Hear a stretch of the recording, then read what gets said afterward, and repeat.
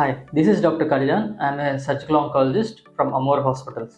ఈరోజు ఒక rare patient గురించి డిస్కస్ చేస్తాను.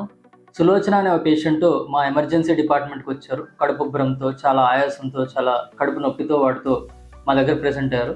సో సిటీ స్కాన్, ఇన్వెస్టిగేషన్స్ అన్నీ చేసిన తర్వాత రేర్ టైప్ ఆఫ్ క్యాన్సర్ ఉందని చెప్పి మేము డయాగ్నోస్ చేసి సర్జరీకి తీసుకోవడం జరిగింది.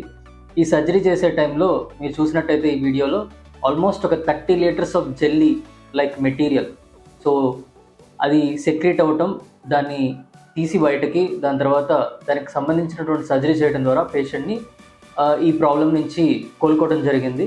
సో దీన్ని జెల్లీ బెల్లీ అంటాం కామన్ టర్మ్స్లో యూస్ చేస్తే. అదే మెడికల్ టర్మ్స్లో అయితే కనుక దీన్ని సూడోమిక్సోమా పెరిటోనై అంటాం.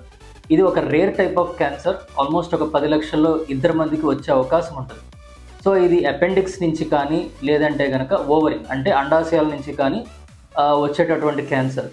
ఈ క్యాన్సర్లో మ్యూసినస్ మెటీరియల్, జెల్లీ లాంటి మెటీరియల్ సెక్రీట్ అవ్వటం వల్ల అది కడుపులో అంతా చేరుకోకుని కంప్లీట్గా ఉండిపోవటం వల్ల ఆల్మోస్ట్ వాడికి కడుపు ఉబ్బరము, ఆయాసము, కడుపు నొప్పి ఇవన్నీ రావటం జరిగింది. స్టేజింగ్ ల్యాప్రోటమీ ఆర్ సైటోరెడక్టివ్ సర్జరీ అంటాం.